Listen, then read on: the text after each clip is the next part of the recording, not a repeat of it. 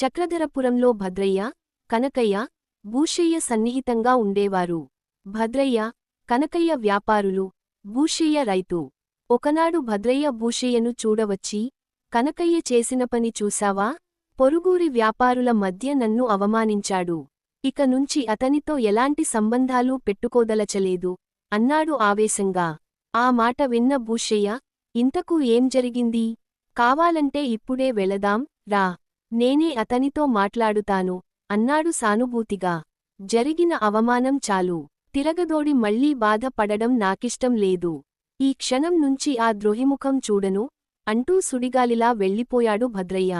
ఆ ఇద్దరి మధ్య ఏం జరిగిందో భూషయ్య ఊహించలేకపోయాడు. తన ఆప్తమిత్రుడికి ఇంత క్షోభ కలిగించిన కనకయ్యతో తను ఎలాంటి సంబంధాలు పెట్టుకోకూడదనుకున్నాడు. వారం రోజులు గడిచింది. ఆ రోజు సాయంకాలం భూషయ్య కనకదుర్గ గుడికి వెళుతూండగా భద్రయ్య, కనకయ్య గుడి నుంచి నవ్వుతూ మాట్లాడుకుంటూ రావడం చూసి నిర్ఘాంతపోయాడు. రాత్రి భోజనం ముగించి మౌనంగా పడుకోబోయిన భూషయ్యను భార్య, ఏమిటి అంత తీవ్రంగా ఆలోచిస్తున్నారు అని అడిగింది. భూషయ్య భద్రయ్య గురించి చెప్పాడు. అంతా విన్న అతని భార్య, ఇందులో వింతేముంది? మనసెరిగిన స్నేహితుల మధ్య, అన్యోన్యంగా ఉండే ఆలుమగల మధ్య తలెత్తే కోపతాపాలు, పొరపుచ్చాలు పాలపొంగులాంటివే కదా. తొందరపడి నువ్వు వాళ్ల మధ్య జోక్యం చేసుకోకపోవడం మంచిదైంది అన్నది నవ్వుతూ.